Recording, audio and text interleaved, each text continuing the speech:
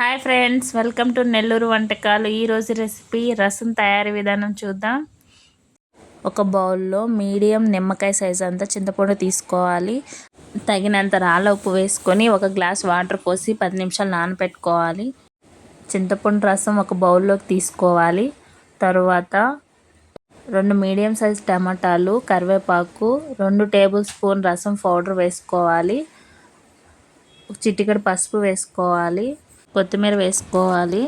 తర్వాత బాగా కలుపుకోవాలి. రసం కొంచెం చిక్కగా వస్తుంది. ముందుగా చింతపండు రసం రెడీ చేసి పెట్టుకుందాం. తర్వాత గ్యాస్ మీద కళాయి పెట్టుకోవాలి.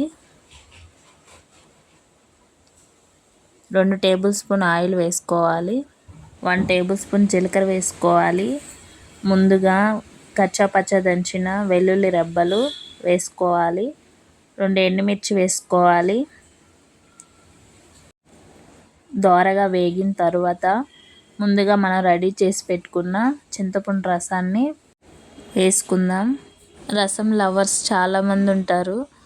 రసం పోసుకొని ఫ్రై నంచుకొని పెట్టుకొని కూడా తినేయచ్చు. అంత టేస్ట్గా ఉంటాయి రసం. ఒకసారి మీరు కూడా తప్పకుండా ట్రై చేయండి, చాలా టేస్ట్గా ఉంటుంది.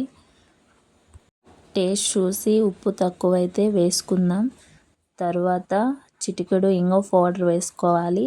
ఇది వేయడం వల్ల రసం చాలా టేస్ట్గా ఉంటుంది.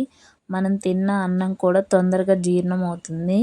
ఒకసారి బాగా కలుపుకొని 10 నిమిషాలు గ్యాస్ మీద బాయిల్ చేసుకుందాం. వీడియోలో చూపించిన విధంగా ఒక పొంగు వచ్చే వరకు ఉంచాలి. తర్వాత గ్యాస్ ఆపేద్దాం.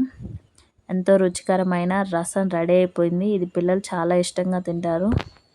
ఈ వీడియో మీకు నచ్చితే లైక్ చేయండి, షేర్ చేయండి, సబ్స్క్రైబ్ చేసుకోండి. Thank you.